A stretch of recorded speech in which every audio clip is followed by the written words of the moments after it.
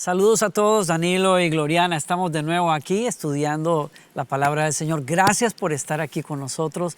Gracias por tomar el tiempo. Sé que muchos de nosotros, muchos de ustedes, tienen sed acerca de conocer del Señor y de conocer la palabra del Señor. Y no hay mejor manera de acercarnos a conocer el corazón de Dios que acercarnos a su palabra. Y esto es lo tremendo de estas palabras. Hoy lo que vamos a estudiar es la carta o la epístola, como se llama formalmente, del apóstol Pablo a los romanos. Déjenme decirles que esta pieza quizás sea una de las piezas de literatura universal más exquisitas y profundas que tengamos el día de hoy. Escrita hace más de 2000 años, en el año más o menos 58 más o menos después de Cristo, lo escribe el apóstol Pablo y la escribe a los creyentes gentiles judíos en Roma, y es una carta, es una exposición teológica profunda con aspectos legales también, explicados de una manera brillante todavía hasta el día de hoy. Y lo más increíble también es que entendamos que los apóstoles y los escritores del Nuevo Testamento repitieron muchas veces y lo dijeron: ninguna de estas palabras fueron escritas por iniciativa propia, ni por el impulso de un ser humano, sino que estas palabras fueron inspiradas por el Espíritu Santo operando en la vida de estos hombres. Y por eso, al abrir estas páginas, pedimos al Señor que nos ayude, pedimos al Señor su revelación, su entendimiento, porque de entender esto depende de que conozcamos a Jesucristo, conozcamos al Padre, conozcamos la voluntad de Dios. Una carta increíble y es buenísimo estar acá. Y vamos a arrancar ya mismo, amor. Sí, muy buenas noches o tardes, no sé a qué hora nos estás viendo, pero sí, es un gusto estar aquí. Miren, como es un estudio bíblico, nosotros queremos que usted entienda que vamos a estar leyendo versos por verso o por grupos de versículos de acuerdo a cómo se ha dividido este estudio. Este estudio ha sido pues compilado por autores muy respetados que me encanta lo que nosotros estamos buscando, que es muy variado en el sentido de que no nos estamos metiendo solamente con una sola interpretación. ¿Por qué? Porque realmente es interesante cuando analizas el pensamiento de una persona, los pensamientos de otros y las conclusiones a las que se llegan. Yo sé que si tú estás aquí conectado por nosotros en este tipo de estudios porque te interesa profundizar en la doctrina de Cristo, y eso es precisamente lo que nosotros vamos a hacer.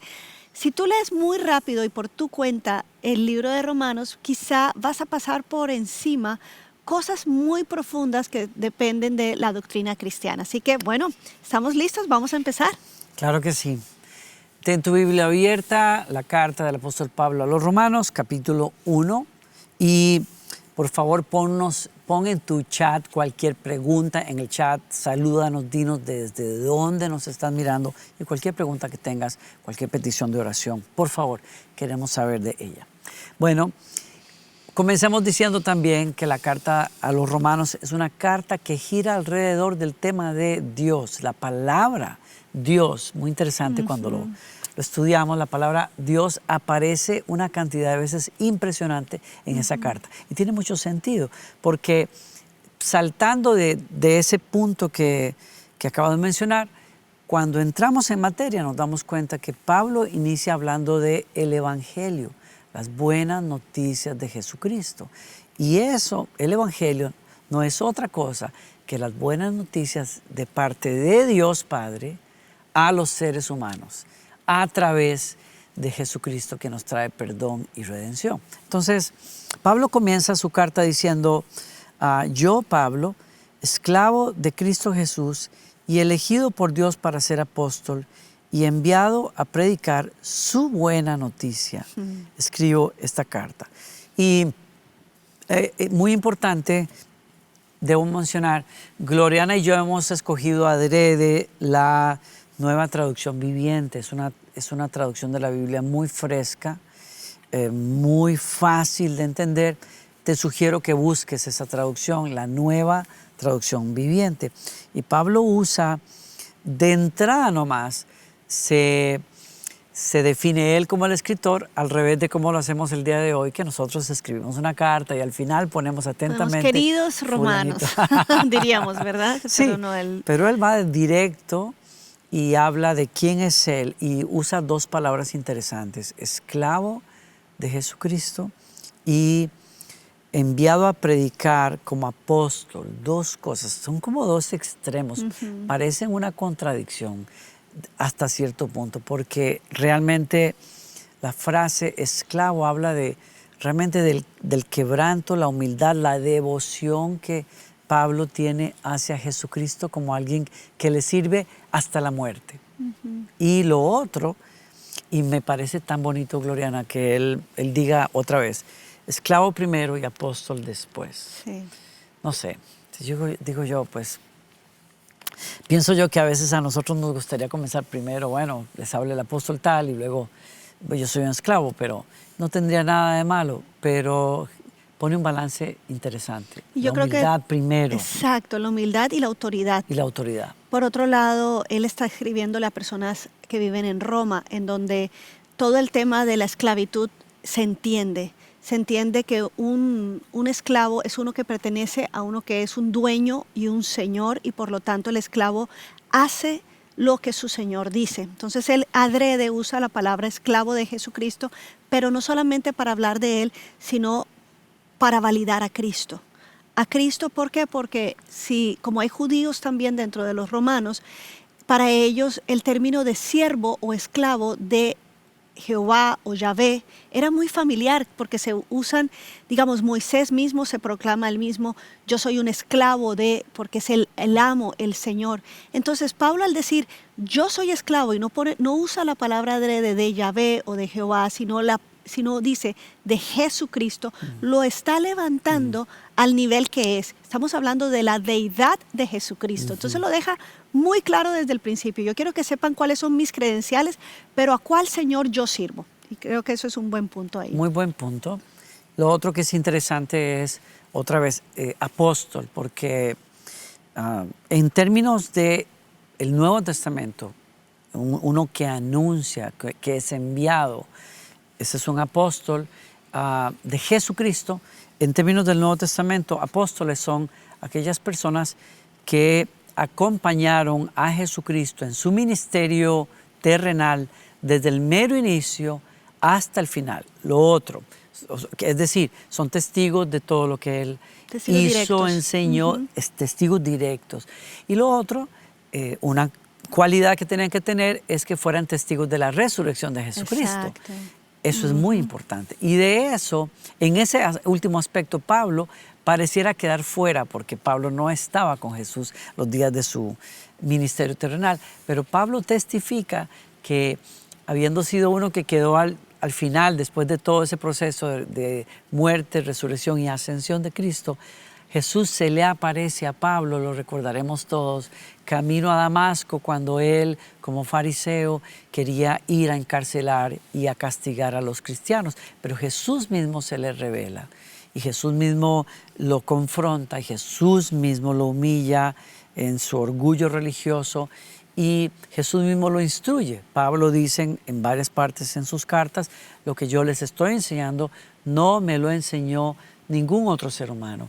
Fue por revelación del Espíritu Santo a través de esa comunión con Jesucristo. Es muy importante hacer notar esas cosas. Ahora, en el verso 2, Pablo dice, Dios prometió, hablando del Evangelio, esa buena noticia hace tiempo, por medio de sus profetas, en las Sagradas Escrituras. Importante el testimonio de Pablo de que esto no es algo nuevo, esto no es una revelación que sacó. Fresca. Sí, y esa es una cuestión delicada para muchos de nosotros. Hay grupos enteros hoy, incluso pseudocristianos, grupos pseudocristianos se denominan a sí mismos cristianos, cuyas escrituras son una adición a lo que los judíos entendieron por siglos. Esta es la revelación de Dios. Y añaden otros evangelios y otras escrituras cuyas revelaciones vienen solo a través de una persona. Es importante. De hecho, hay religiones mundiales, de las más grandes, fundadas sobre la revelación de una sola persona, que en el caso de la fe cristiana y la fe hebrea, a mí me da paz saber que lo que nosotros entendemos es la revelación de Dios a través de muchos hombres y a través de muchos siglos, que sigue una misma línea, Así es. sigue un mismo mensaje. Entonces Pablo dice, no es algo nuevo, esto estaba ya en el Antiguo Testamento, pero ahora se nos ha revelado, se nos abrieron los ojos para que entendamos de qué se trata. Verso 3, se trata de una persona. La buena noticia se trata de su Hijo. En su vida terrenal, él fue descendiente del rey David y quedó demostrado que era el Hijo de Dios. Y vean las dos cosas. El Evangelio trata de la humanidad de Jesucristo como el descendiente de David, el rey, es decir, como el Mesías prometido desde la antigüedad a los hebreos, a los judíos. Eso es importante que lo entendamos, que fue hombre, perfectamente hombre, nacido de María Virgen, que caminó entre nosotros, sufrió entre nosotros, murió por nosotros. Pero luego Pablo dice, pero hay otro aspecto de su persona que no podemos dejar de lado, y es que Él es Hijo de Dios, 100% Dios. Y Pablo dice, ¿cómo lo sabemos? Bueno, por la resurrección. Quedó demostrado que era el Hijo de Dios cuando fue resucitado de los muertos mediante el poder del Espíritu Santo. Él es Jesucristo, nuestro Señor. Y subrayamos ahora que un hombre que es ciudadano romano, hablándole a personas en Roma, sabe lo que está diciendo cuando dice ese que es el Mesías de los judíos, que fue un perfecto hombre, que murió, pero que resucitó y por tanto es Hijo de Dios, es el Señor de todo. Y la palabra curios que él puede usar acá se refiere el día en que fue escrita esta carta. Es la única palabra que se usaría para describir al César. Y esta es una de las grandes, de los peros que tuvo el cristianismo al principio, que retó realmente en la creencia de que Jesucristo es el Señor al César. Y aquí Pablo llama a todos los creyentes a una lealtad y una devoción suprema hacia la persona que realmente tenía que tener, lo que es Jesucristo. Por otro lado, es importante que Pablo menciona los dos nombres de Jesús, de Jesucristo. Es importante que entendamos que aunque él está escribiendo a judíos, el mismo judío necesitaba entender el ministerio completo o post-resurrección de Jesucristo. ¿Qué quiero decir? Para los judíos, el Mesías es el Cristo. El Cristo significa el Mesías, el prometido desde los apóstoles, el ungido para ser el que iba a liberar al pueblo. Pero ellos tenían una visión limitada del Mesías. Ellos lo esperaban como un hombre libertador, pero nunca lo esperaron como Dios. Por eso Pablo sella todo este comentario al final diciendo, Él es Jesucristo, nuestro Curios, nuestro Señor, nuestro Dios. Entonces levanta, no es solamente un Mesías para los judíos, es el Salvador, es el Señor, tanto para los judíos como para los gentiles. Por eso cuando nosotros oramos y decimos Cristo o Jesús, nos estamos refiriendo al nombre o al ministerio de Jesús, hombre. Pero cuando decimos Jesucristo es el Señor, que muchos los apóstoles en el Nuevo Testamento lo resaltan, creo que por eso ahora tenemos el entendimiento. Es que tenemos que elevar la mirada a que no solamente es un Mesías prometido, es el Hijo de Dios, nuestro Señor, quien nos salva y quien nos levanta y a quien nos sometemos. Creo que ese es Me el encanta resumen. pensar también que, vuelvo a recalcar, que lo que Pablo nos está enseñando aquí es que el Evangelio, nuestra fe, tiene que ver con Jesucristo. Exacto. No tiene que ver con personalidades, no tiene que ver ni siquiera con los apóstoles. Ellos son importantes, son el fundamento junto con Jesucristo, porque ellos explican por el Espíritu Santo lo que Jesucristo, su mensaje, su obra quiere decir para nosotros. Pero realmente todo esto tiene que ver con Jesucristo.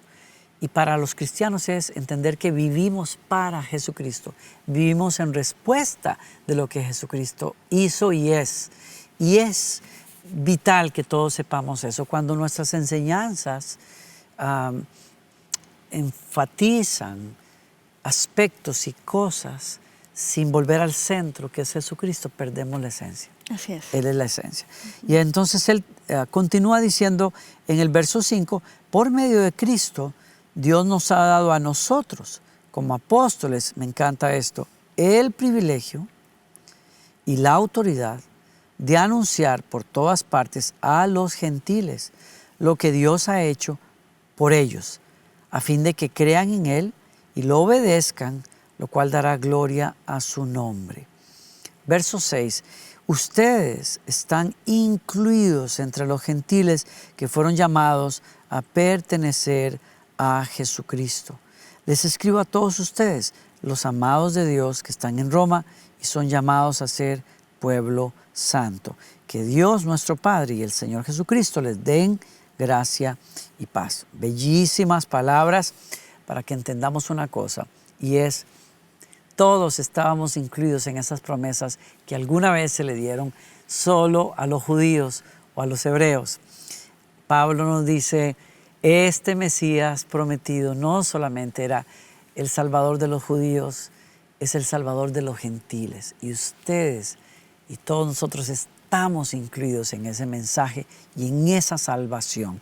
Y somos por ende, por causa de ese evangelio, llamados santos, separados para Dios, para ser su pueblo, y nos llama también amados de Dios. A mí me encanta eso.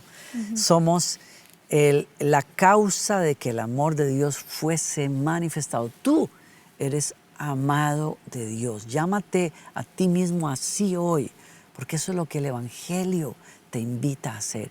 Si nadie en el mundo te ama, debes saber y tener la capacidad de decir, creo en Jesucristo porque soy amado de Dios. Continuamos en el verso 8. Ya en esta parte, en el verso 7 termina lo que es como el saludo, la introducción, el propósito y a quién va dirigida esta carta. Y ahora del verso 8 al 13 está diciendo Pablo, dice, ante todo les digo que mediante Jesucristo les doy gracias a mi Dios por todos ustedes, porque en todas partes del mundo se habla de la fe que tienen en Él. Recordemos aquí que Pablo todavía no les conoce. Pablo ha oído también de la fe de ellos. Seguro fue alguien que escuchó de él y fue a Roma y empezó este grupo. Y entonces Pablo los está cuidando a la distancia, pero les está diciendo, tengo esta expectativa. Primero les doy gracias a Dios por ustedes. Y después dice, verso 9, Dios sabe cuántas veces los recuerdo en mis oraciones. Día y noche hago mención de ustedes. Qué increíble el ministerio de intercesión de Pablo. Día y noche hago mención de ustedes y sus necesidades delante de Dios, a quien sirvo con todo mi corazón, anunciando la buena noticia acerca de su hijo. Algo que siempre pido en oración es que Dios, mediante, se presente la oportunidad de ir por fin a verlos. Ese es el deseo que Pablo manifiesta y les va a decir por qué. ¿Por qué tiene este deseo? Verso 11 dice, pues tengo muchos deseos de visitarlos, y hay dos razones. Número 1, para llevarles algún don espiritual que los ayude a crecer firmes en el Señor. Y la segunda razón, cuando nos encontremos, verso 12, quiero alentarlos en la fe, pero también me gustaría recibir aliento de ustedes. Qué humilde, siempre está la autoridad de él al decir, yo voy a ir a llevarles un don, el carisma. Esta palabra que se usa en 1 Corintios, lo vamos a ver otra vez usada en Romanos, la vamos a ver en Efesios 4. Pero lo que nos dice la palabra de Dios es que no es que Él tenga la autoridad de ir a imponer y a llevar el don que Él quiere. Lo que Él está diciendo, o sea, ¿por qué? Porque en los otros textos que mencioné, como Corintios, como Efesios o más adelante el Romanos, Él deja claro que quien imparte los dones es el Padre, el Hijo y el Espíritu Santo. Pero Él sabe el don que Él tiene y el don que Él tiene es la predicación de la palabra. Y Él dice, yo espero cuando yo llegue con este don que yo lo voy a impartir, recoger mucho fruto entre ustedes, porque Él sabe el poder eficaz que es la operación del don del Espíritu de Él para la vida de ellos. Pero Él no se queda como, voy a ir a que ustedes vean en ejecución mi don, sino también yo quiero ir porque ha sido tan buena la fe de ustedes, el testimonio de ustedes, que yo sé que yo mismo voy a salir alentado, animado por la fe de ustedes. Uno de los, continuando por ahí, en el verso 13, Pablo insiste que dice, he querido ir varias veces con ustedes para visitarlos, pero me vi impedido. Mi deseo es trabajar entre ustedes y ver frutos espirituales tal y como he visto entre otros gentiles. Y es evidente para nosotros que Pablo nunca estuvo en Roma, que no es una iglesia que él fundó, pero es una iglesia con la que él se siente en deuda. Pues siento, verso 14, una gran obligación tanto con los habitantes del mundo civilizado como con los del resto del mundo. Está hablando obviamente del Imperio Romano, el mundo civilizado, el imperio más poderoso en el momento, pero también con los bárbaros, así como los llamaban los romanos, es decir, con aquellos pueblos que no son romanos, que tienen otras lenguas, otras culturas. Y Pablo dice, he sido llamado a todos ellos. Y aquí Pablo aclara algo muy importante. Termino el verso, así que estoy, verso 15, ansioso por visitarlos también a ustedes que están en Roma para predicarles la buena noticia. Verso 16, pues no me avergüenzo de la buena noticia acerca de Cristo, que es poder de Dios en acción para salvar a todos los que creen, a los judíos primero y también a los gentiles. Esa buena noticia nos revela cómo Dios nos hace justos ante sus ojos, lo cual se logra de principio a fin por medio de la fe. Como dicen las Escrituras, es por medio de la fe que el justo tiene vida. Y Pablo pone realmente en nuestras conciencias la realidad de que aquellos que conocemos el Evangelio y que hemos sido perdonados de nuestros pecados, que conocemos a Jesucristo como el Salvador y el Redentor de nuestros pecados, tenemos una deuda con el resto del mundo. La deuda de haber recibido, voy a ponerlo así, haber recibido la respuesta a la enfermedad, la medicina a la condición más grave que padecemos los seres humanos y de la cual no somos siempre conscientes, y es el Evangelio. Y cuando tú lo recibes, cuando tú encuentras esa fe, Pablo dice, me siento en obligación de llevarlo. Y tú y yo, cada cristiano, tenemos esa obligación. Es una deuda de amor hacia Dios, es una deuda sería como, quizás lo comparo yo como ser ese doctor que tiene no solamente el conocimiento para leer tus signos y decir hay algo que anda mal en tu cuerpo, sino que tiene también la vacuna, tiene la medicina para ayudarte a salir adelante. Esos somos los cristianos y esos somos, de ninguna manera, no somos aquellos que se ponen por encima de los demás, sino aquellos que fuimos objeto de la misericordia de Dios y entendemos que hay un mensaje que anuncia por qué el mundo está como está, porque yo estoy como estoy y cómo yo puedo salir adelante a través de Jesucristo. Y Pablo dice, ese mensaje tiene que ver con la justicia de Dios. ¿Cómo es que Dios nos hace justos? Nos limpia de nuestros pecados, nos declara inocentes. El Evangelio es la manera en que Dios declara a los seres humanos inocentes, y Pablo lo dice bien claro, y lo hace de principio a fin, simple y llanamente por poner nuestra fe en Jesucristo. No es por cosas que hagamos o dejemos de hacer. Somos limpios delante de Dios cuando creemos en lo que Él hizo por nosotros a través de Jesucristo. Nos quedan unos pocos minutos y estamos por entrar quizás a la parte más densa de esta enseñanza, de este capítulo, que es donde Pablo trata de explicarnos de qué se trata, por qué Dios quiere limpiar a los seres humanos de una enfermedad que a veces ellos no saben que tienen. Y él escribe entonces, de alguna manera, haciéndonos conscientes de por qué la ira de Dios, como la llama, por qué la respuesta justa de Dios ante la injusticia en nosotros es tan fuerte, y cómo Dios viene a solucionar esa situación, esa condición espiritual. Como lo dijo Danilo desde el principio, es una carta evangelística y por lo tanto tiene que traer el caso de Dios. Él es como un buen caso, como un abogado. Y recordemos que quien lo está escribiendo es Pablo, un fariseo. Un fariseo sería hoy en día un abogado, porque los fariseos eran apartados para la ley. Entonces, Pablo, que tiene toda esta formación, él intenta traer un caso para las personas. Y el punto es este: si uno no, o sea, que la evangelización o el meollo de la evangelización es esta, no es darles a la gente una alternativa más de religión, no es darles a las personas el fin es una vida mejor. Se sabe que vamos a tener una vida mejor, pero el fin no es ese. Entonces tenemos que tener muy claro cuál es el fin de la salvación. ¿Por qué vino Cristo? Cristo vino para expiar o para perdonar nuestros pecados, para que la culpa que nosotros teníamos fuera cargada sobre Él. Pero ¿qué pasa si tú no te consideras culpable? O sea, es casi imposible que un ser humano no lidie con la culpa, porque la culpa siempre va a ser esa sensación de el que yo sé qué es lo que tengo que hacer y cuando me quedo corto. Entonces, esa diferencia que existe entre lo que tengo que hacer y no hago, o lo que hice y no debía haberlo hecho, eso se llama culpa. Pero ¿qué pasa?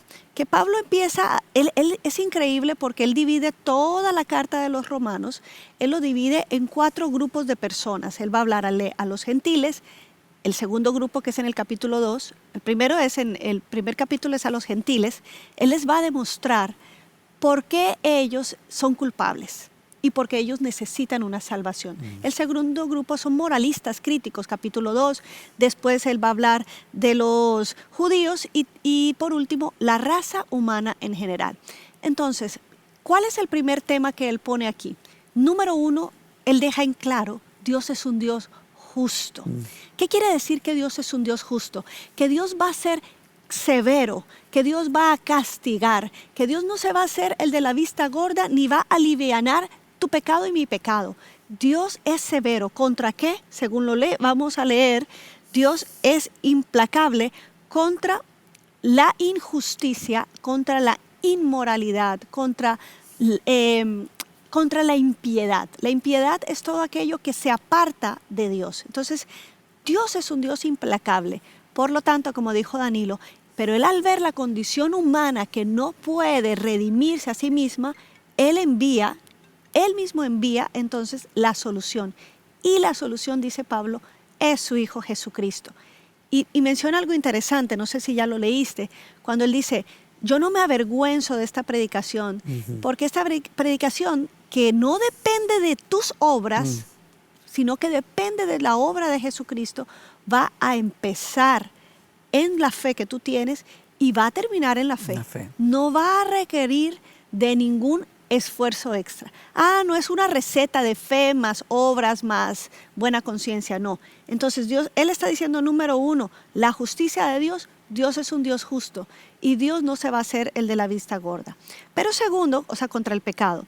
Pero después del verso 18 al 32, que es el último versículo del capítulo 1, es donde Pablo va a empezar a decir cómo es que Dios o cómo es que se va a manifestar esa ira de Dios al primer grupo, a los gentiles. Si puedes leer, amor, por favor, del verso 18, 19 y 20. Vamos ahí. Pero Dios muestra su ira desde el cielo contra todos los que son pecadores y perversos, que detienen la verdad con su perversión.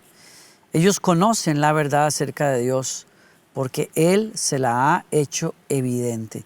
Pues desde la creación del mundo, todos han visto los cielos y la tierra. Por medio de todo lo que Dios hizo, ellos pueden ver a simple vista las cualidades invisibles de Dios, su poder eterno y su naturaleza divina. Así que no tienen ninguna excusa para no conocer a Dios. Entonces, ¿qué vamos a ver? ¿Qué es esto de la ira de Dios? Yo creo que algunas personas las pone incómodas, el tema de la ira de Dios. ¿Por qué? Porque vemos la ira como la ira humana. El humano cuando reacciona en ira, generalmente tiene elementos que son venenosos, el rencor, el enojo, la venganza. Pero Dios es un Dios santo. Entonces, ¿qué es la ira de Dios? La ira de Dios no se parece a la ira humana. La ira de Dios es una santa hostilidad hacia el mal. es su negativa a condonarlo o acomodarse al mal. Me encanta esto. Es su justo juicio sobre el mal. Esto es la ira de Dios y es importante entender claro, según la doctrina cristiana, qué es esto de la ira de Dios. Y en esos primeros versos se nos deja claro que nadie está exento de la culpa porque Dios ha hecho evidente su existencia, su sabiduría, su belleza a través de la creación. Y todos los seres humanos desde la antigüedad hemos respondido a la naturaleza atribuyéndola a Dios, atribuyéndola a un ser superior a nosotros. Esa necesidad que hemos manifestado los seres humanos desde el principio a responder con asombro a la belleza, al misterio que es la naturaleza, no es otra cosa que nuestra respuesta ante un Dios que es justo y que se ha dado a conocer, por lo menos hasta cierto nivel, a través de la naturaleza. Claro, eso se llama la revelación general de Dios, que es para todo el mundo, es para los gentiles, para todo grupo.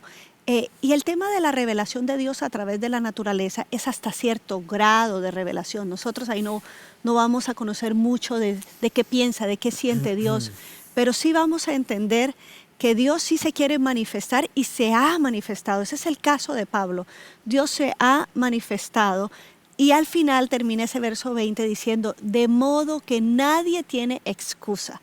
O sea, hay, desde un científico, ya sea de la NASA, hemos visto escritos, hasta médicos, hasta personas que trabajan directamente con la creación de Dios, se quedan asombrados realmente de decir, wow, esto no es al azar. Cuando observan millones de planetas y que ninguno tenga las condiciones como este, es realmente para ellos una evidencia de la existencia de Dios. Y Pablo termina diciendo en este verso 20, de modo que nadie tiene excusa. Esa es la revelación natural de Dios. A partir del verso 21, por lo tanto, si los seres humanos han tenido una revelación de Dios hasta cierto punto a lo largo de la historia, ¿qué hicieron? ¿Qué hicimos? Pablo dice, negamos reconocer a Dios en la creación.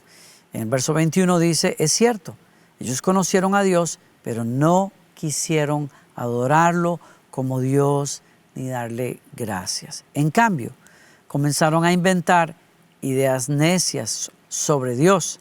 Como resultado, la mente les quedó en oscuridad y confusión. Afirmaban ser sabios, pero se convirtieron en completos necios.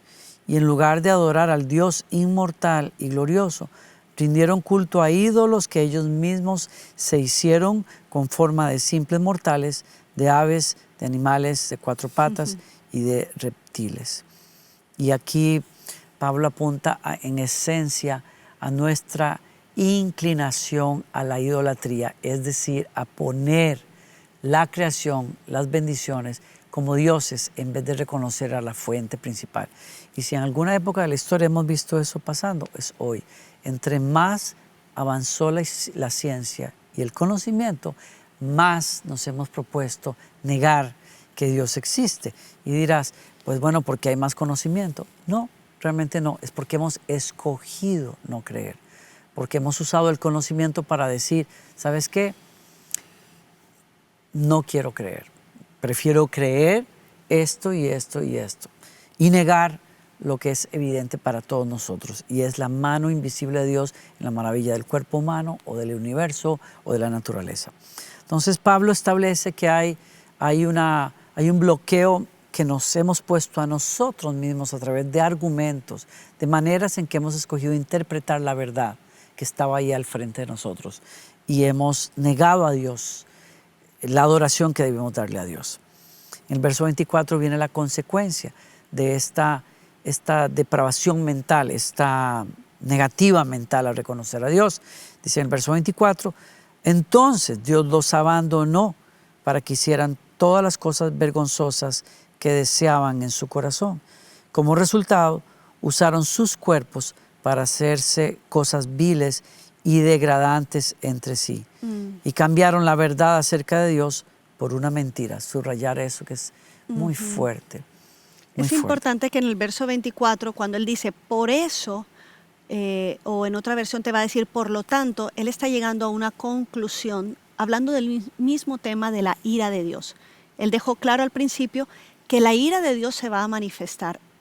Entonces, aquí vamos a ver cómo es que se manifiesta, cómo y cuándo se manifiesta la ira de Dios a las personas. Ya dijimos, no es que viene y destruye a todo el mundo, no es que ahora les voy a hacer un mal. No, no, no, no. Hay 3 formas en que se manifiesta la ira de Dios.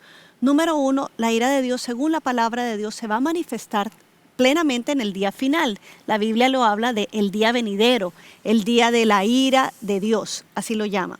La segunda forma en que se manifiesta la ira de Dios es a través de la administración pública de la justicia. Ok, es como que tú haces algo malo y tú mismo llevas las consecuencias, ya sea como dice el libro de Romanos más adelante dice, tengan cuidado porque la autoridad no en vano lleva una espada. Si tú haces mal, tú vas a llevar la justicia, la ira de alguna manera o el castigo de la justicia natural. Pero la tercera forma en que Dios manifiesta su ira es lo que acabó de leer Danilo en el versículo 24, es que Dios de alguna manera los deja. Ok, ¿tú quieres seguir por ahí? Ok, vamos a ver a dónde te va a llevar. Cuando no está esa gracia de Dios que interviene, que nos estorba en la humanidad, empieza a haber una depravación.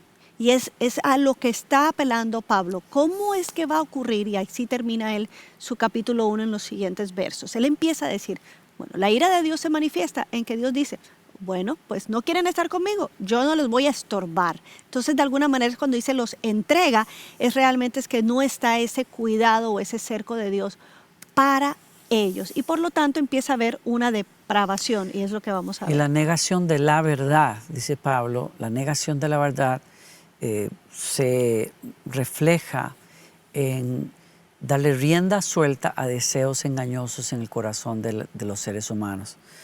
Y Pablo apunta particularmente a cómo nos rendimos a los deseos del cuerpo, a los deseos de la carne, deseos desenfrenados y alocados. Dice en el verso 25, cambiaron la verdad acerca de Dios por una mentira, rindieron culto y sirvieron a las cosas que Dios creó, pero no al Creador mismo, O sea, eso es quien una es digno de depravación alabanza. espiritual. Así es. Número 1, una depravación, ¿verdad? Espiritual ahí. Y luego una depravación física, moral, quien es digno de alabanza eterna. Amén. Por esa razón, verso 26 vuelve a recalcar, a repetir lo que ha dicho anteriormente. Dios los abandonó a pasiones vergonzosas. Aún las mujeres se rebelaron contra la forma natural de tener relaciones sexuales y en cambio dieron rienda suelta al sexo unas con otras. Verso 27, los hombres por su parte, en lugar de tener relaciones sexuales normales con la mujer, ardieron en pasiones unos con otros. Los hombres hicieron cosas vergonzosas con otros hombres y como consecuencia de ese pecado sufrieron dentro de sí el castigo que merecían. Y estamos hablando prácticamente si en alguna época en la historia los romanos vivieron esto, los griegos vivieron esto, pero si en alguna época en la historia hemos visto toda esa corrupción y depravación sexual, es el día que estamos viviendo hoy. Verso 28, por pensar que era una tontería reconocer a Dios, Él los abandonó a sus tontos razonamientos. Hay razonamientos detrás de las conductas morales que vemos hoy, pero son razonamientos necios, dice la Escritura. No obedecen realmente a una estructura correcta de interpretación de la verdad.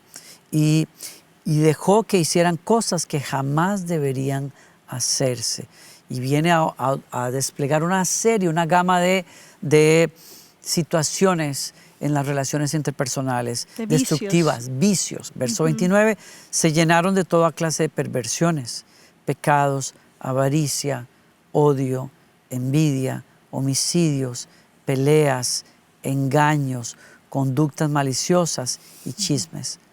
Y verso 30 ya define a una sociedad ya como tal, completamente fuera de linderos saludables. Son traidores, insolentes, arrogantes, fanfarrones y gente que odia a Dios. Es lo que estamos viendo hoy. Inventan nuevas formas de pecar y desobedecen a sus padres. Hay un desligarse de una generación hacia la anterior, una falta de respeto hacia la generación anterior. Y verso 31 cierra 32, no quieren entrar en razón, no cumplen lo que prometen, son crueles y no tienen compasión. Saben bien que la justicia de Dios exige que los que hacen esas cosas merecen morir, pero ellos mismos igual las hacen. Peor aún, incitan a otros a que también las hagan.